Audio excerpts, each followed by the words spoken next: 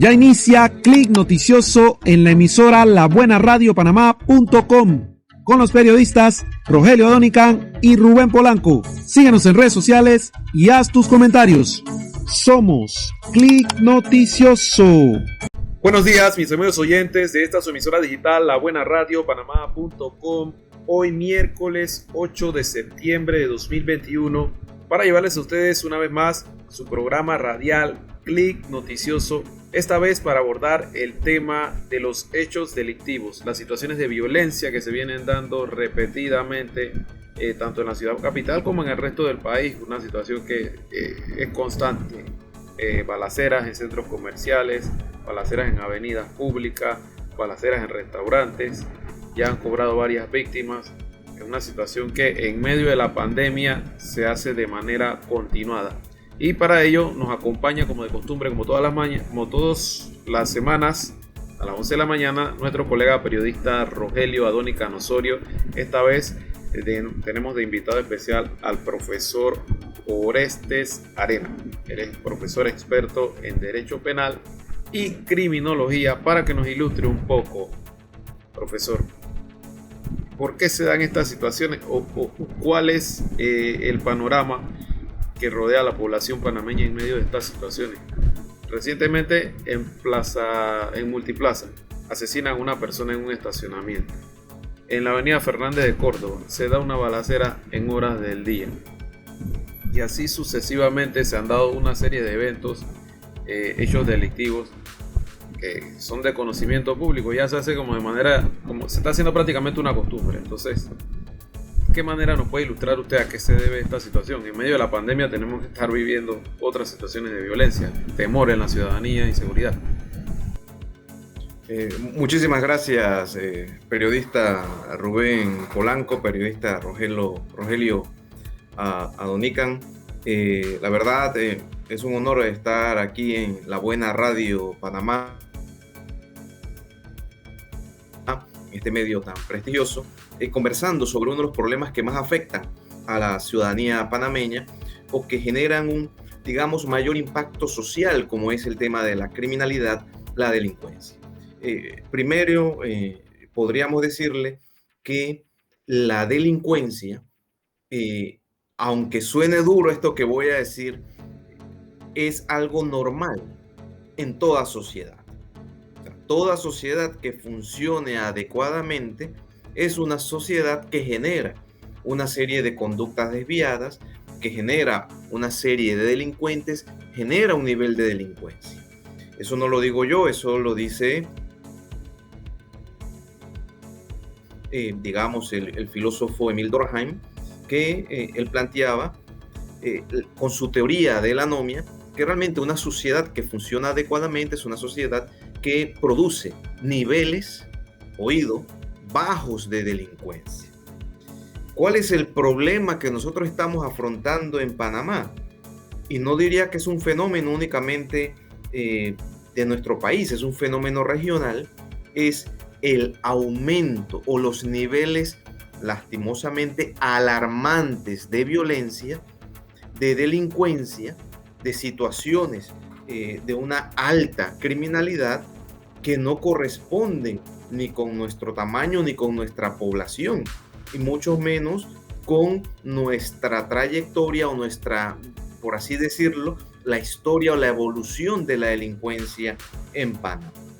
Nosotros vemos que se están suscitando una serie de hechos sumamente impactantes y sumamente preocupantes que, la verdad, empiezan a repercutir en la vida diaria de las personas. Y frente a esta situación, lo que nosotros debemos tener claro, don Polanco, es que se debe definir una política criminológica por parte del Estado panameño, pero no solamente el Estado panameño, sino todos los actores involucrados, todos los actores sociales, cívicos, etcétera, que forman parte de la sociedad, para tratar de buscar una solución a esas causas profundas de la delincuencia.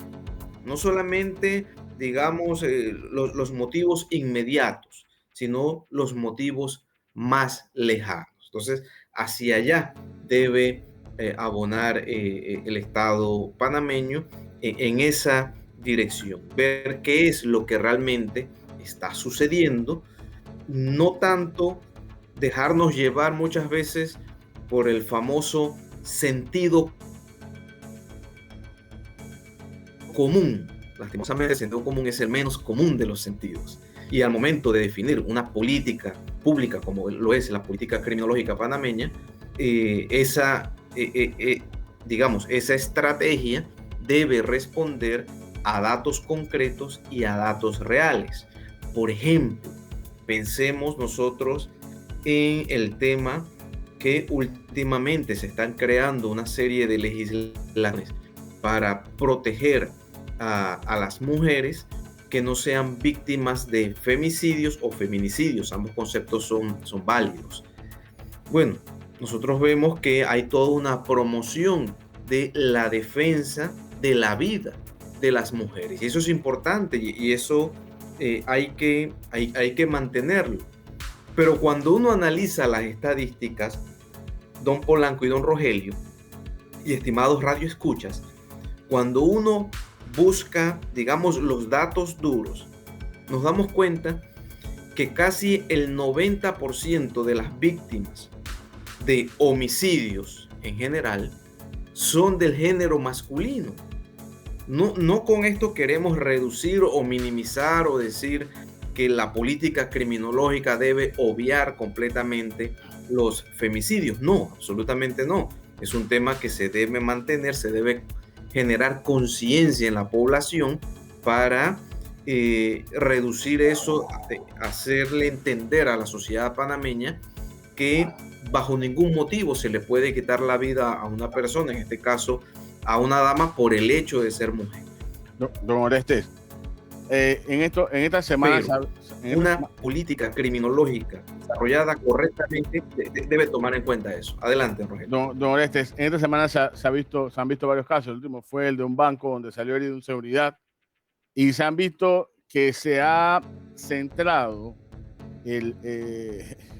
ese show criminalístico aquí, estilo película o serie de Netflix, en San Francisco. Y mucha gente decía, wow, se cambió la violencia hacia un barrio, se puede decir, de medio o alta esfera económica. ¿Por qué tanto le preocupan que pase esto en un barrio y cuando pasa en otros lugares, sin menospreciar Curundú, San Miguelito, Barraza, Juan Díaz, Don Bosco, se ve como normal, pero en San Francisco dicen, wow, en San Francisco, ¿qué está pasando? O sea, ¿por qué llama la atención eso?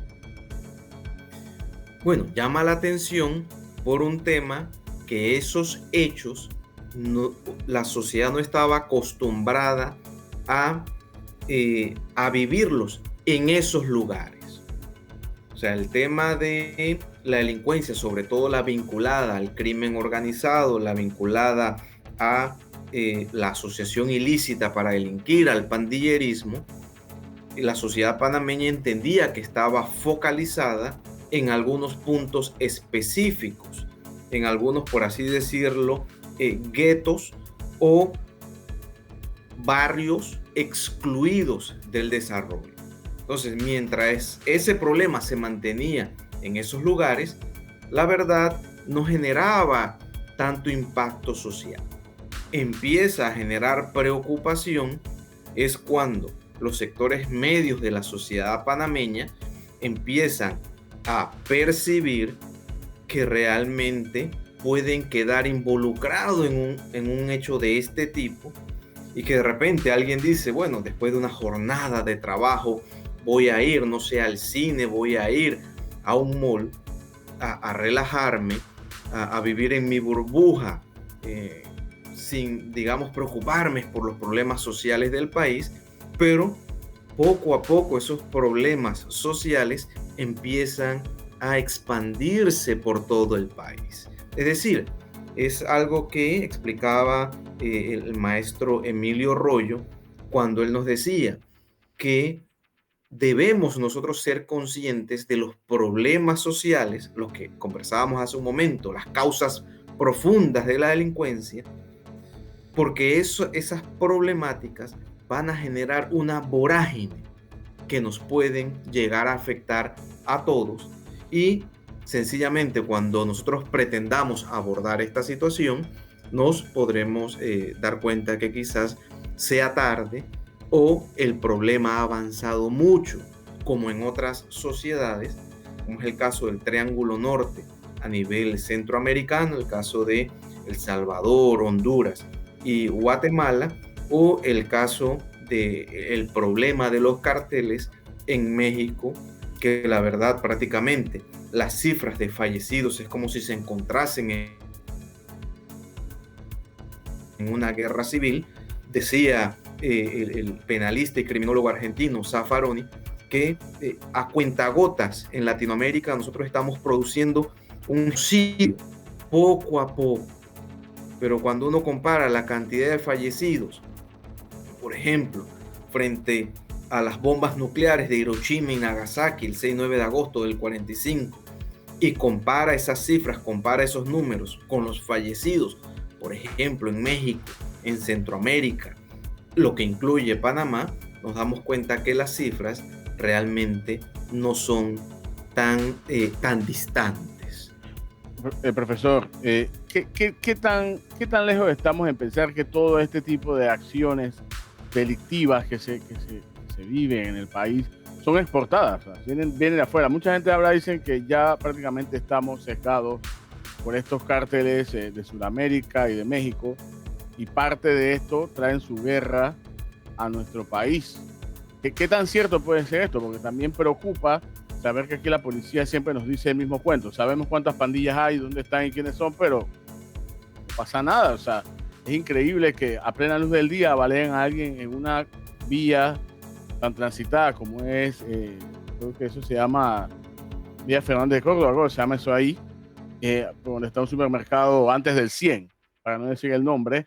Entonces, ya eso no se veía antes. O sea, y básicamente se puede decir que estamos alienados ya por el crimen organizado de otros países que está cobrando bien en nuestro país. Sí, yo le diría lo siguiente. Nosotros como sociedad tendemos a buscar chivos expiatorios. Nosotros tendemos a buscar, bueno, ¿a quién nosotros responsabilizamos? Si Jesús, que era Jesús y terminó siendo un chivo expiatorio en medio de dos delincuentes, bueno, ¿por qué nosotros no colocamos a los extranjeros como el origen de la delincuencia en Panamá? Bueno, esa es una salida, la verdad, algo tentadora, pero en el fondo nos esconde el problema que está atravesando el país. Lo cierto es que las maras centroamericanas han podido avanzar realmente hasta el Triángulo Norte, no han podido pasar de Nicaragua, no han llegado a Costa Rica y menos a Panamá. Los carteles colombianos no tienen ese poder o ese control sobre los grupos organizados en Panamá. Nosotros podemos decir que realmente el crimen organizado en Panamá tiene un fuerte sustento nacional. Si nosotros pretendemos decir, no, es que se debe a situaciones foráneas, pues estaríamos, desviándonos del quid del asunto, estaríamos planteando mal el problema, y si lo planteamos mal, entonces quizás la solución no sea la adecuada. Es un tema nacional. El tema del incremento de los homicidios, el propio John Dorheim, director de la Policía Nacional, el cual consideramos está haciendo un excelente trabajo en esta institución, ha planteado que el 70% de los homicidios, según sus estadísticas, responden a violencia que genera o que se genera dentro del crimen organizado o pugnas dentro del crimen organizado. Y el director actual, hay que reconocerlo, tiene una amplia experiencia, como decimos en buen panameño, en la calle. O sea, conoce realmente cómo es el manejo. Y de ahí que se estén haciendo algunos correctivos para tratar de revertir esta situación. Acciones concretas. ¿Qué acciones concretas se pueden ejecutar tomando en cuenta que como usted lo menciona, ya se ha señalado que hay el problema es local y que se origina básicamente por rivalidades entre los dos grupos delictivos que operan en el país, que son dos grupos grandes, ¿no? Que siempre están en conflicto. Tienen que ver mucho con narcotráfico y lavado de dinero, ¿no? Las pugnas. ¿Qué acciones concretas se pueden ejecutar? Bueno, primero es importante señalar que desde hace algunos años a la fecha, lo que se ha intentado hacer para combatir la delincuencia ha sido incrementar las penas. Se ha planteado, bueno, vamos a aumentar. Antes, hace pónganse unos 15 años atrás, la pena máxima frente a un homicidio era de 20 años de prisión. Hoy esa sanción supera los 20 años, llega a los 30 años de prisión, y con el tema de los concursos de delitos se puede sancionar a una persona prácticamente a una cadena perpetua. Pero esa es una estrategia algo equivocada. ¿Y por qué? Porque realmente lo que persuade a la población, lo que disuade a la población de cometer hechos delictivos, no es tanto la dureza del castigo, y aquí respondo su pregunta, don Polanco, sino la certeza del mismo. De nada sirve tener penas draconianas cuando un porcentaje significativo de los homicidios queda en impunidad. Bueno, ¿y por qué queda en impunidad? Quizás sea por deficiencia al momento de investigar. ¿Cómo se soluciona eso? Dotemos al Instituto de Medicina Legal y Ciencias Forenses de un mejor recurso, mayor capacitación, tanto recurso económico como en recursos humanos. Por ahí va la solución al combate sistemático de la delincuencia. Por otro lado, para combatir la delincuencia debemos tener un sistema de justicia que sea cónsono con la realidad. Pero ¿qué sucede? Y ustedes conocen estos casos, yo al igual que los radioescuchas, muchas veces cuando se presenta un caso con gran impacto social, muchas veces nuestra administración de justicia toma al primer chivo expiatorio y lo detienen provisionalmente. Luego pasan los días, pasan los meses y dicen, no, es que no nos equivocamos, no era él, sino que eran estas otras personas, o sencillamente no nos dicen nada, y luego las personas quedan en libertad. Y queda esa sensación de impunidad. Entonces, para eso, ¿qué se debe hacer? Se le debe dar una verdadera independencia judicial a los entes juzgadores. No es cierto que los entes juzgadores en Panamá deban tener temor para decidir frente a un caso, porque si de repente a los medios de comunicación no les agrada esa decisión, entonces van a atacar al juez, y como el juez es interino, entonces va a perder una plaza de trabajo. No, hay que fortalecer la administración de justicia en Panamá, y hay que dotar a la administración de justicia de conceptos modernos del derecho penal. ¿Es cierto que debemos tener un derecho penal garantista? Claro que sí, hay que garantizar los derechos del ciudadano.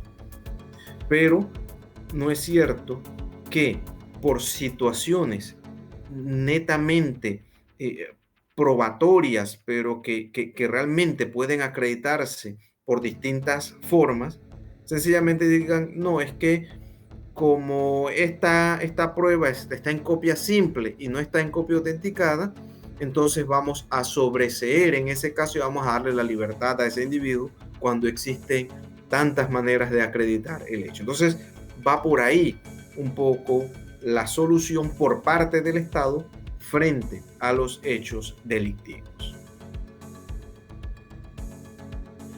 Hablando un poco se puede decir, el derecho de la víctima. Aquí en Panamá pareciese que el victimario tuviera más derecho que la víctima. Hace poco se dio un caso de un asiático, un chino, un comerciante chino defendiendo a su familia. Mató a uno de los delincuentes y hirió a otro, y ahora mismo está frente a un caso de homicidio doloso, creo, culposo, no sé cuál es la tipificación, y tentativa de homicidio. O sea, es algo que yo no entiendo, don Orestes. Es algo en defensa propia, ¿no? Y ahí va ligada la otra pregunta que le voy a hacer. ¿En qué tiempo podemos ver a nuestra sociedad panameña armada para defender sus intereses? Porque siente que no hay respuesta de parte de la justicia.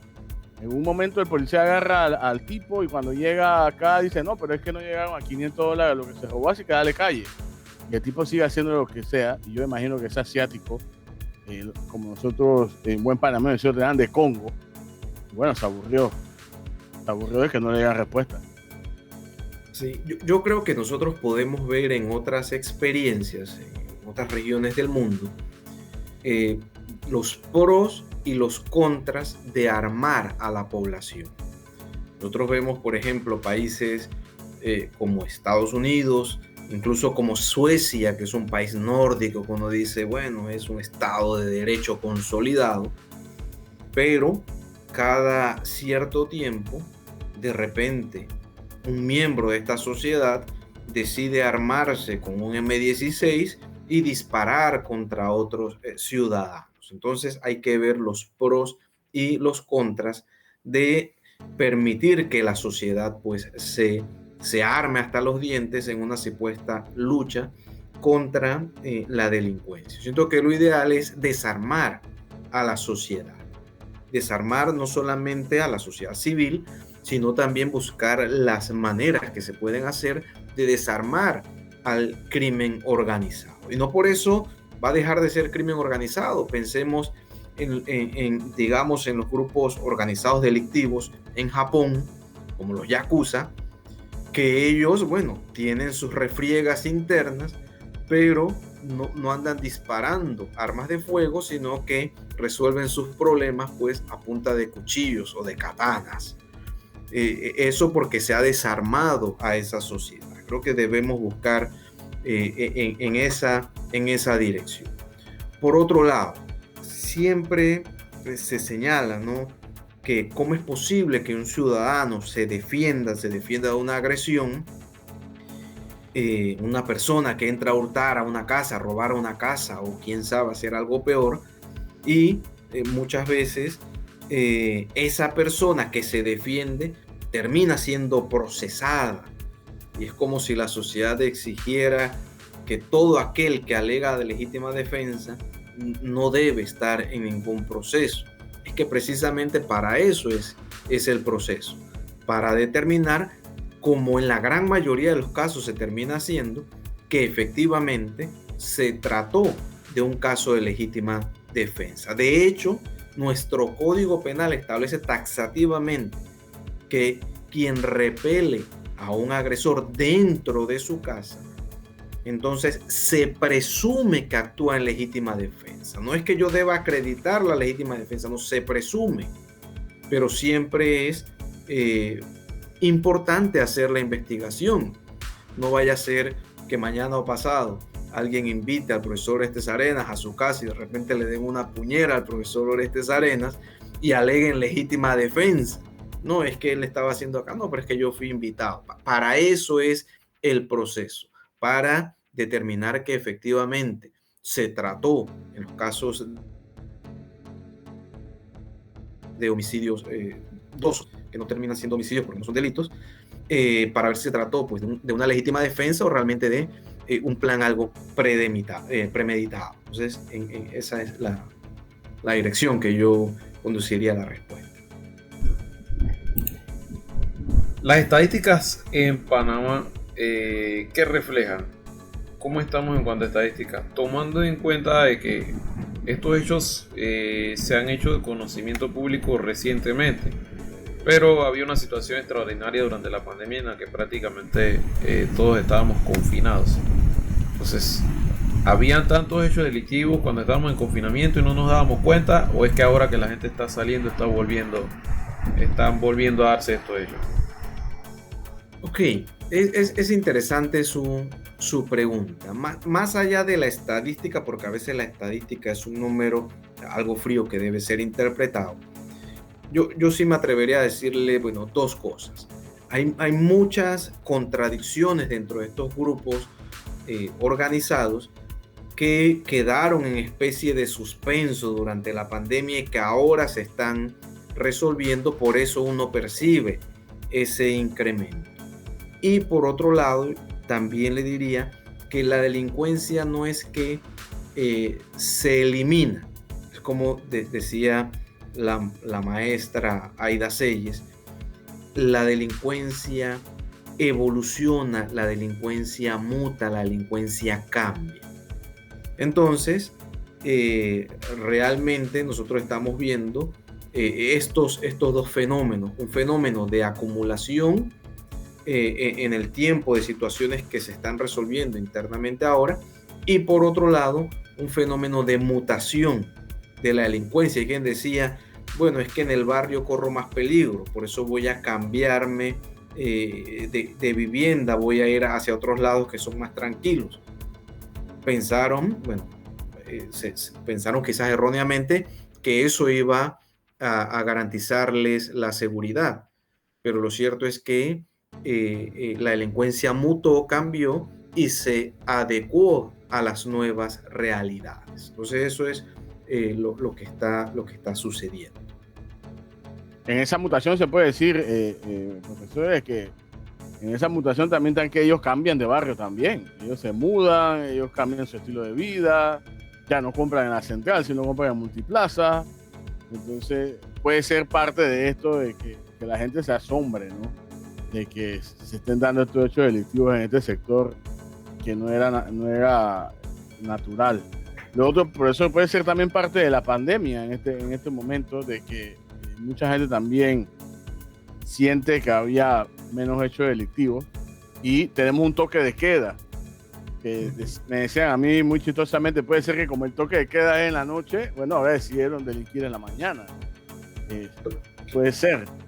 Claro, tiene su impacto, ¿no? El toque de queda tiene su impacto porque impide la movilización de estos grupos organizados en determinados horarios que quizás antes pasaban desapercibidos y ahora generan, ¿no? ese impacto social.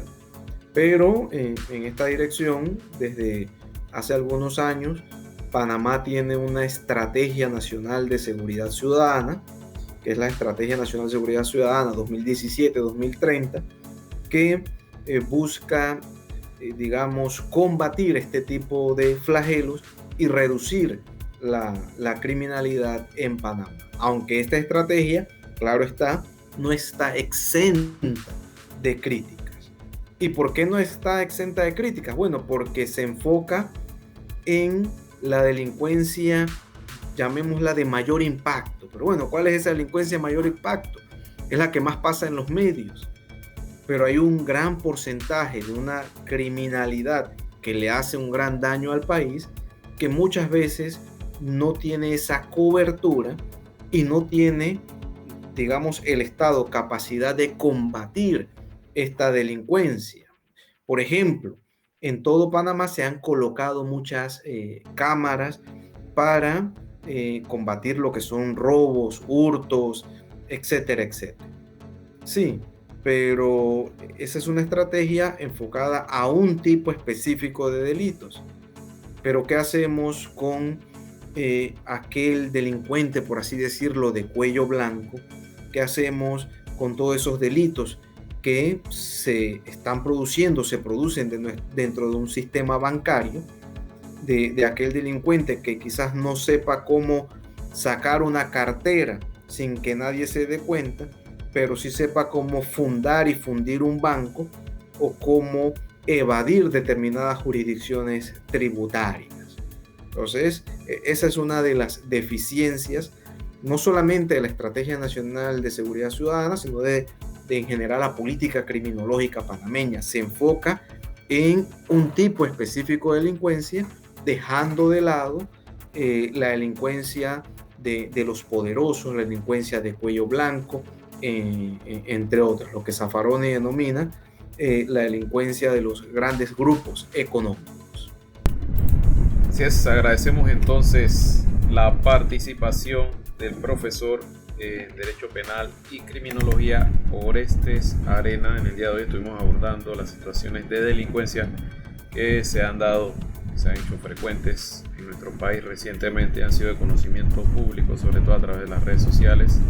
Nos estuvo ilustrando un poco sobre las diferentes aristas que encierra este problema de violencia, el crimen organizado a nivel local, y cómo se ha dado ahora no digamos un auge, sino que se ha hecho más constante, sobre todo ahora que ya no hay tantos confinamientos producto de la pandemia por el coronavirus. La gente sale más a la calle, ahora hay poco menos restricciones, cada vez van levantando más las restricciones. Eso permite que se den otras situaciones como estas lamentables, que tienen una situación de un poco de alarma y inseguridad, porque ya se dio en un restaurante, se dio en un centro comercial, se dio en una avenida principal a plena luz del día. Entonces ya la gente anda como un poco, por decirlo de alguna manera, arisca con esta situación, ¿no? Así que qué bueno que... Ya, hay que cuidarse del COVID y cuidarse de la bala perdida también ahora. Sí, exacto, hay que cuidarse de la bala perdida. Así que qué bueno que el profesor haya sacado unos minutos de su tiempo, de su agitada agenda, para compartir con nosotros su experiencia desde el punto de vista criminológico. Y reiterarles antes de concluir el programa que nos pueden seguir a través de nuestras redes sociales, @ClickNoticioso en Instagram, en Twitter, y nuestro canal de YouTube y nuestra página de Facebook como Click Noticioso. Cualquier consulta, duda, sugerencia o crítica la pueden hacer al correo electrónico clicknoticioso507@gmail.com. Así que por lo pronto despedimos este programa y nos vemos el próximo miércoles a la misma hora, 11 de la mañana, a través de este espacio radial www.labuenaradiopanamá.com. Hasta la próxima. Saludos. Saludos, gracias, cuídense. Muchísimas gracias a todos. Esto es Click Noticioso.